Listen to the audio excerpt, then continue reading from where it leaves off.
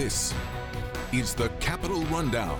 The popular wisdom is Elissa Slotkin is the front runner in this race. I believe our government should work for the people.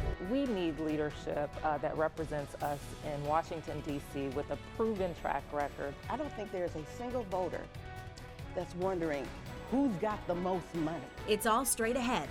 The Capitol Rundown starts now. Thanks for joining us. I'm Siobhan Klepfer. More people are looking to fill the seat being left by retiring U.S. Senator Debbie Stabenow of Michigan. The Democratic primary race has a new contender, TV actor Hill Harper. For more on what that means for you, the voter, here's the Rundown's Tim Skubic. The video launch of the Hill Harper campaign for the U.S. Senate nomination was highly produced, and the hook was he's explaining to his adopted son that they won't have as much time together as the campaign moves into overdrive. Mr. Harper's major opposition at this read is Mid-Michigan Congresswoman Elissa Slotkin, who just raised almost $3 million in her bid for the Senate nomination. Mr. Harper, who has never run for elective office before, is critical of those who have and made it a career. Without mentioning Ms. Slotkin by name, he says this about, quote, those type of people. I believe our government should work for the people, be a force for good, and protect our freedoms. And that won't happen if we keep electing the same type of people to office. When he recounts his resume, interestingly, he leaves out the fact that he is a TV star on network television, and he never admits to being a Democrat, although he does refer to himself as a progressive. And his team considers Ms. Slotkin to be more middle of the road. His entrance into the contest also means there are now 3 African-American candidates all vying for votes to get the nomination. Zach Burns and Nasser Baydon are considered long-shot contenders for the nomination to replace outgoing U.S. Senator Debbie Stabenow. Tim, thank you. Our series of interviews with the candidates hoping to replace Senator Stabenow continues now with Democrat Leslie Love. The Rundown's Keir Lake spoke with the former state representative about why she's running. Well, Leslie Love, Democratic candidate for the U.S. Senate. Thank you so much for being here today. We really appreciate it. Well, let's first talk about a little bit about yourself. What can you tell us? Thank you for having me, Kira. I'm very excited to be with you this morning. Well, I'm Leslie Love. I hail from the city of Detroit, and I was a former state legislator representing the 10th House District, which was part of Redford Township and the city of Detroit.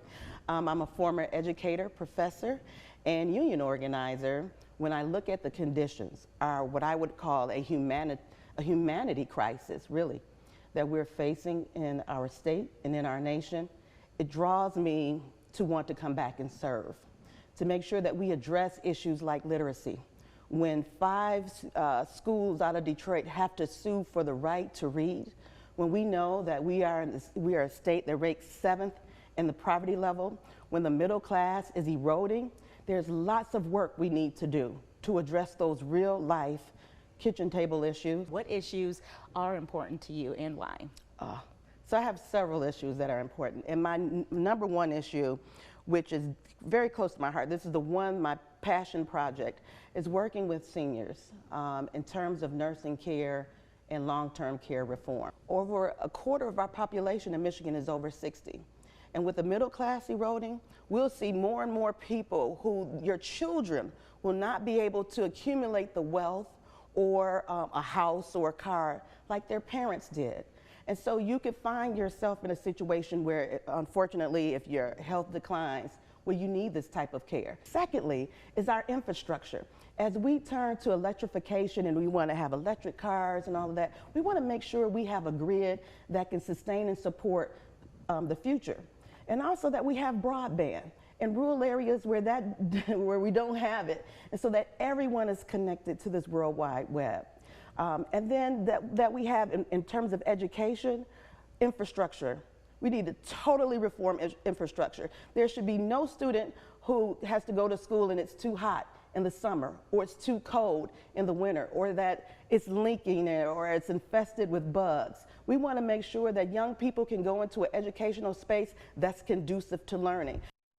And we'll have the second part of that interview coming up a little bit later. But next on the Capitol Rundown, we'll get Tim's take on Hill Harper's announcement that he's running for Senate and a tense moment during a recent Michigan GOP meeting. Stay with us. Welcome back. As we mentioned at the beginning of the show, a TV actor is now in the running to become the Democratic candidate for the U.S. Senate in Michigan, and tempers flared at a recent state GOP meeting. The Rundown's Jorma Duran spoke with Capitol correspondent Tim Skubic to get his expert analysis. It's time to get updated politically here in the state of Michigan, and nobody better than this guy right here, Tim Skubic, to give us the lowdown. Tim, I'm interested. TV actor Hill Harper has now entered the race for Michigan's next United States Senator. What does this mean for that race and Michigan politics in general? Yeah, as always, Jorma, you have the best questions. This sort of shakes up the thing for the U.S. Senate nomination on the Democratic side. The popular wisdom is Elissa Slotkin is the front runner in this race. She's the current congressman from our area and running to fill Debbie Sabanow's seat in the U.S. Senate. Now, along comes TV actor Hill Harper. Interestingly, in his debut video, he never mentions the fact that he's on TV, because the Hill campaign is very concerned about the image. So in his video, he has connections to Barack Obama. He has a law degree from Ivy schools, and so the resume is what they want the people to see. He will have access to money. She will have absolutely access to money. In the last quarter, she raised about $3 million, so she's already ahead in that regard. He's a complete newcomer, has absolutely no political experience at all. And the question is that the kind of person that voters in Michigan in the Democratic primary are looking for? Well, this is maybe even more interesting. A recent state GOP meeting got a little interesting after a physical altercation broke out. What do you know about that, and where do things stand now? Well, 1 week ago on Saturday, the Michigan Republican Party State Central Committee met up in Clare at a local hotel, and a hockey game broke out. We had the runner of the party, Ms. Karamo, said only these certain people can get in, and there was a certain man who wanted to come in, and they kept him from going in. So he decided to listen at the door as to what was going on. And somebody got wind of that, and that somebody opened the door, and between the two of them, they got into it, and the original participant was, quote, kicked in the groin, and there could be charges filed. This Republican Party in Michigan is in disarray, is the popular wisdom in our town, at a time when the party should be building momentum for the upcoming elections. Instead, it's fighting back the bad publicity over a little altercation in Clare. And the question is, what will be the next shoe to drop? Stay tuned, as they say in the biz, Jorma. Hey, I will be staying tuned. And Tim, always great to see and talk to you. We appreciate it. Well, earlier in the show, The Rundown spoke with Democratic primary candidate for U.S. Senate, Leslie Love. Here's the second part of that interview and why she says money isn't everything when it comes to a campaign. Now, if you've been through all these political, I guess, topics, you do know that being in running in a statewide campaign is very expensive, and one of your competitors have already raised $3 million. Let's just talk about that. Now, how do you plan to be competitive there? Or do you plan to spend a lot of your own money in this race? So I get this question, and I say, I don't think there's a single voter that's wondering who's got the most money.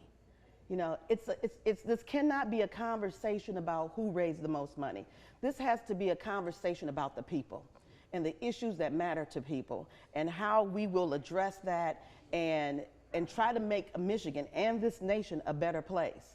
So if we talk about millions, we have a millionaire in the race. We have 2 alleged millionaires in the race.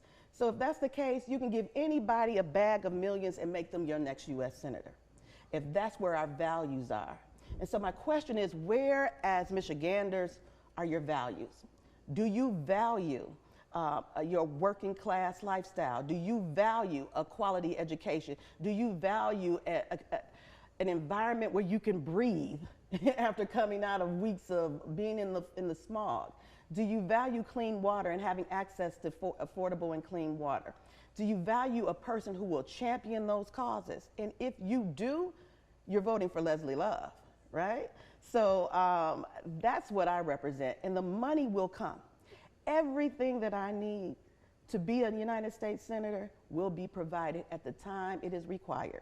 So I don't suffer, I don't worry about money, because what the power of the people can do will far exceed what anybody's dollar bill will do. So are you and will you be supporting Joe Biden for president in 2024, or are you endorsing someone else? I adore President Biden. He has been good to Michigan, and I think he's come out as a real champion. You know, presidential term of office is limited to 2 terms, 8 years. And for the relationship that we've built in the state of Michigan with Governor Whitmer, with some of our mayors in major cities who've been it's been very advantageous for our state because Michigan delivered for Joe Biden. And so what I prefer is should I be elected, is to make sure that we keep our allies and our friends in place because they're good for us as well. All right, Leslie, well, we appreciate you so much for coming here today. I really appreciate you for being here. Thank you. Thank you, Kiera. Stay with us. There's more Capitol Rundown after the break. Another Democrat now running to replace Debbie Stabenow in the U.S. Senate is the current president of the State Board of Education, Pamela Pugh. Here's part 1 of her conversation with Kiera Lake. We're now joined by Pamela Pugh, Democratic candidate for the U.S. Senate. Thank you so much for being here. We appreciate it. But let's start a little bit by talking about yourself. So what made you decide to run for Senate? These are critical times that we live in, whether we're looking at the environment, the economy, education, equity. And we need leadership that represents us in Washington, D.C. with a proven track record. I have served on the Michigan State Board of Education for 8 years, elected statewide in 2014 as well as in 2022. And serving on the board at a time when we've had the culture wars, the vitriol, those who have attacked our education system, our educators, and unfortunately our children being able to learn about our history, our true American history, as well as children who those who have come against our children having supportive environments, especially our LGBTQ plus children, and having a background serving as the Chief Public Health Advisor during one of the most horrific man-made crises that we will know in this country, the Flint water crisis, and serving and working with the people during that crisis and making sure that I was standing side by side with them in their push for safe and affordable water. Having that proven leadership, knowing that that's needed at this time that we're in right now, getting to Washington, but also knowing how to represent the people and having the experience working on issues that matter most to the people of Michigan.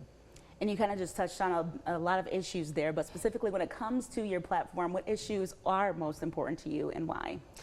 Economic dignity, making sure that people have access to good paying jobs. And what I mean by good paying jobs, access to income where they can have family sustaining income, having good quality of life, access to quality health care, and then being able to stay here in Michigan and enjoy all that Michigan has to offer and retire with dignity.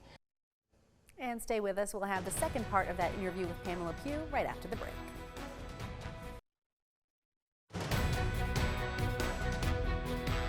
Welcome back to the Capitol Rundown. And here is the second part of Kiera Lake's interview with Democratic primary candidate for U.S. Senate, Pamela Pugh.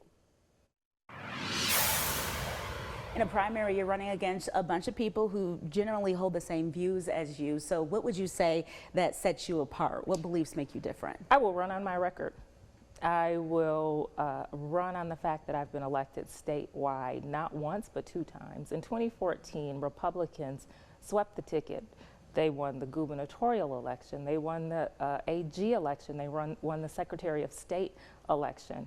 And I came out being the highest vote getter. In 2022, when I stood up against those who were attacking our education system in particular, standing up and standing firm against those extremists, and I still won. 2022, I was the highest vote getter.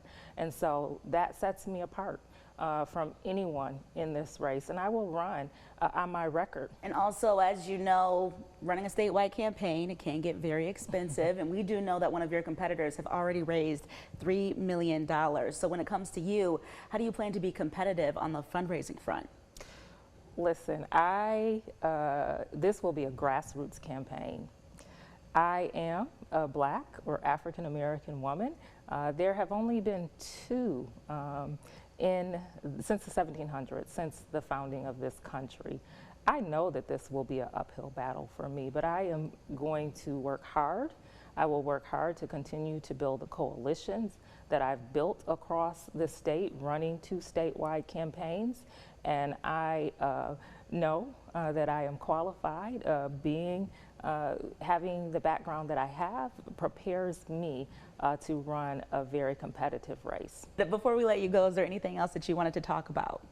Again, just that when we talk about environment, when we talk about education, we know that we are also talking about economy, and having experience in all of those areas. I look forward to fighting my way to Washington, D.C., and then I look forward to serving the people of Michigan.